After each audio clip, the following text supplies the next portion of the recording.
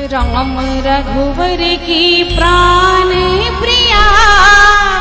जब नींद आती है, आधी रात से भी ज्यादा समय निकल गया पर निद्रा किसी को नहीं आ रही।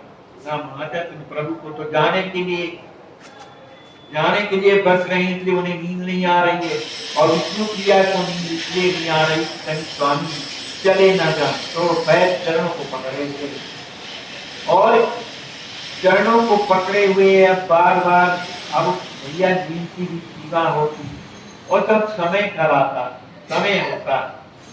पूरी रात जागरण करने के बाद जब सुबह का जब समय हुआ, सवेरा मैंने 4 पहर रात की 4 2 पहर बताया, तब उस निद्रा ने उनको घेर दिया। उन्हें थोड़ी झपकी आई क्योंकि रात भर सोएंगे।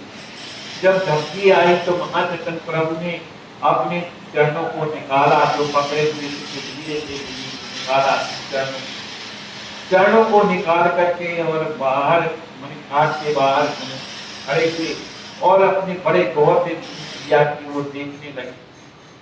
सोचने लगे कि क्या मैं ये सही कर रहा हूँ, ये अबोध बालिका है, अभी मैंने कोई चीज अबोध बालिका है और इसको मैं छोड़ करके जाऊं, क्या यही मेरा कर्तव्य है? ऐसा सोच करके खड़े हो जाते हैं, क्या करके जाऊं, ना जाऊं इस तरह की। लेकिन उनका जो वैराग्य था, देखो वैराग बनाने से नहीं होता है कि अब मैं बैरागी बन जाऊंगा, घर छोड़ दूंगा, द्वार छोड़, ऐसा टिकाऊ बैराग नहीं हो लौट के आ जाए। लेकिन इसका बैराग सच्चाई में जागृत हो गया, उसको कोई दीवार ऐसी नहीं है, कोई मोह ऐसा नहीं, कोई प्रेम ऐसा नहीं है कि उसको तोड़ करके न निकल जाए। उन्होंने अपने मन को सावधान किया, रे तू ये क्या सोच रहा है, ये माया मोह के चक्कर में पड़ा है, अगर इसमें पड़ा रहेगा तो तू निकलेगा कैसे, कैसे लोगों का कल्याण करेगा, चल इस तरह का मत। तो महाचंद्र प्रभु ने अपने आत्मा की आवाज को सुना और उन्होंने वहां से मन हटा दिया। उन्होंने आशीर्वाद मन ही मन विष्णु प्रिया को दिया और भगवान से भी प्रार्थना किया, हे प्रभु अब ये आपके भरोसे है, ये आपकी जाति है, इस पर आप कृपा करना। ऐसा करके वहां से निकलते हैं। जब उधर से अंदर से निकलते हैं तो माता जी को भी मालूम था कि आज मेरा निमाई निकल करके चला जाए, क्योंकि माता जी को तो बता दिया था हरिदास जी महाराज। तो माता जी चौखट में पड़ी हुई थी कि मेरा पुत्र यहाँ से निकलेगा तो कैसे निकलेगा, मुझे नाम करके तो नहीं जा सकता है, वो जाएगा तो मुझे जगाएगा, जब जगाएगा तब मैं उसको पकड़ हृदय से लगा इस भावना से वो दरवाजे में ही पड़ी हुई। लेकिन जिसको जाना है, जिसका कुछ संस्कार उदय होना है, तो उसको कौन ऐसा है कि रोक सकता है। माता जी को नींद आई, माता जी को जब नींद आई और करवट जब बदली तो जहाँ वो खड़ी हुई थी वो रास्ता अलग हो गया और रास्ता छोटा सा था जहाँ से निकलना था।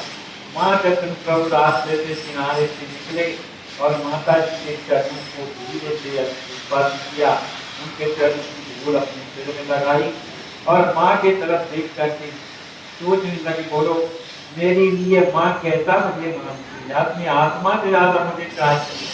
आज मैं अपनी माँ को छोड़ करके जा रहा हूँ, कैसा मेरा जीवन, मुझे कोई की सेवा करना चाहिए इस श्रद्धावस्था में, लेकिन आज मैं इसे छोड़ करके जा रहा हूँ। बड़े दुखी होती है, लेकिन सोचते ये तो वो है, अगर मैं इसमें फंस जाऊंगा तो फिर मैं आगे का जो रास्ता मैंने अपनाया है नहीं कर सकता, लोगों का कल्याण नहीं कर सकता। क्यों कि बिना सन्यासी गृह त्याग किए मैं लोगों का भला नहीं कर सकता हूँ। उन्होंने माता जी को धन्यवाद किया और वहां से चले। वहां से चलने के बाद और गंगा जी के किनारे आज माघ का महीना है, माघ का महीना, और उस समय चंद्रमा जो है अब अस्ताचल को जा रहे। उन्होंने सोचा एकांत घाट था और उसी घाट से उनके जो बड़े भैया स्वरूप थे, उन्होंने उसी घाट से उस यात्रा को किया। वहीं से किंदे थे गंगा जी, इधर कोई नाम मौका तो है नहीं, तो उन्होंने अपने कपड़ों को अपने सिर में बांधा और छलांग लगा दी गंगा जी में रात्रि में और किसी तरह से तैरते हुए उस पार पहुंच जाते हैं। जब पहुंचते हैं तब उन्होंने सोचा कि ये तो मेरा गांव नदिया है, मेरी जन्मभूमि, इसे भी प्रणाम कर। महाचक्र प्रभु उस पार जाकर के नदिया गांव को प्रणाम करते हैं, बम देवियों को भी प्रणाम करते हैं कि आपके भरोसे मेरी पत्नी है, मेरी माँ है, आप सब इसकी रक्षा करना। अब तो मैं अपने जो मुझे करना है उसके लिए मैं जा रहा हूँ। इस तरह से कहकर के महाचक्र प्रभु नदिया के किनारे की ठंड के समय पर और धीरे धीरे एक आश्रम को आते हैं। वहाँ श्री केशव भारती रहती हैं, जिससे उन्हें दीक्षा लेना उनके आश्रम में आ जाते हैं। केशव भारती उस समय जगे हुए थे। उन्होंने देखा कि गौरांग आए हुए हैं बड़े, उन्होंने उनके चरणों में प्रणाम किया। उन्हें बड़ी प्रसन्नता आ गई। उन्होंने कहा, बेटा वस्त्र बदलो, ठंडक लग रही है। हमने उन्हें वस्त्र धारण किया। अब इधर की बात है, उधर तो वो किसी तरह से पहुंच गए केशव भारती के आश्रम। इधर जब सवेरा होता है तब विष्णु प्रिया जब जगती है तो देखती है जैसे पागल लोग, जैसे हाथी की खोज में आदमी जैसे ढूंढने लगता है कि कहीं तक ऊटी मनी, इधर छोटे से दिल में भी हाथ डालने लगता है हाथी के खो जाने के बाद।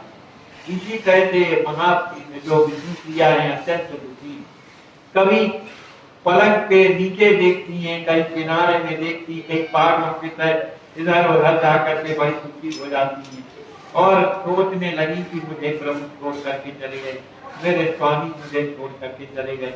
ऐसा कह करके अपने सिर में हाथ पटकती हैं और वहीं को बेहोश होकर के गिर पड़ती हैं। इधर माता जी की भी जब नींद खुलती है तब माता जी को किस तरह से बेहाल है, इतनी बेहाल हो गई पागलों जैसे। अरे भैया मेरे निमाई को किसी ने देखा है, अरे भैया मेरा निमाई कहाँ है, देखो भाई पता लगाओ कहाँ है मेरा निमाई। तो लोग माता की आवाज को सुन करके लोग नदिया गांव के आ जाते हैं। क्या हुआ माता जी, मेरा निमाई मुझे छोड़ करके चला, पता नहीं कहाँ चला गया, रात में चला गया, कहाँ गया होगा, मेरे निमाई का पता लगाओ, मैं कहाँ जाऊं। इस तरह से जाकर होकर के रोती है। कुछ लोगों ने कहा कि माँ हम अच्छी तरह से जानते हैं तुम्हारा निमाई कहाँ पर, अच्छी तरह से जानते हैं। इसमें हरिदास जी महाराज थे, नित्यानंद जी। माता जी आप चिंता ना करें, हम निमाई का पता लगा के रहेंगे, आप किसी तरह से चिंता न करें। इधर माता जी जब बहू के पास आती हैं, अच्छी तरह से बहू को किसी तरह से जगाती है। जगाने के बाद जब उन्हें होश आता है तो डीन मार करके रोने लगती है, माँ के चरणों में लिपट जाती है। माता जी मेरा तो सर्वस्व छिन गया, अब मैं क्या करूँ। अब माता जी तो वैसे दुखी हैं लेकिन पुत्री को समझा रही हूँ, बहू को समझा रही हूँ, उनके सिर में हाथ फेर रही है, बेटी चिंता मत करो, निमाई मेरा ऐसा नहीं है, वो जरूर आ जाएगा बेटी, ऐसा मत करो। इस तरह से समझाती है। अब आगे की कथा में क्या होता है हम आप लोग कल श्रवण करेंगे। बोलिए श्री सीताराम जी महाराज की।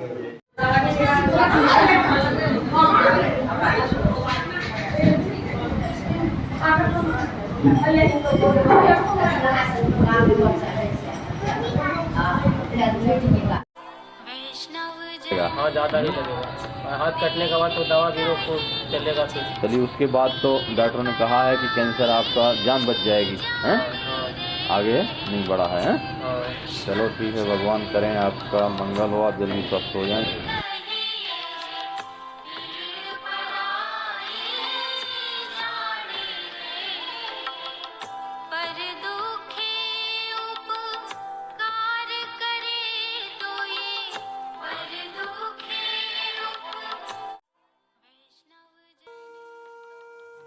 कि इसको गहराई से देखें, इसको हृदय से देखें, धरातल पर या नहीं।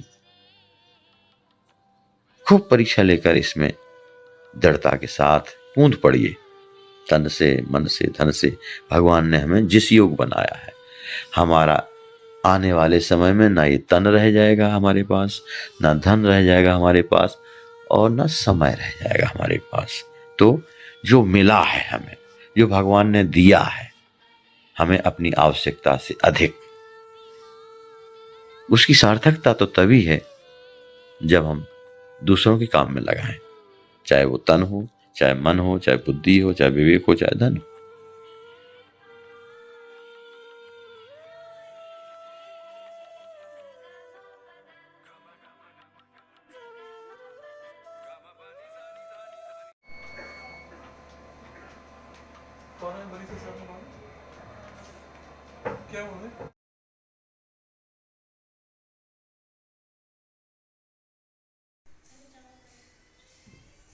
जय श्री राम। क्या दिक्कत है आपको इस समय?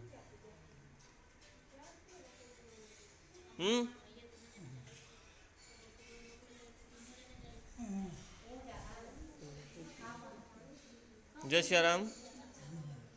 क्या दिक्कत है इस समय?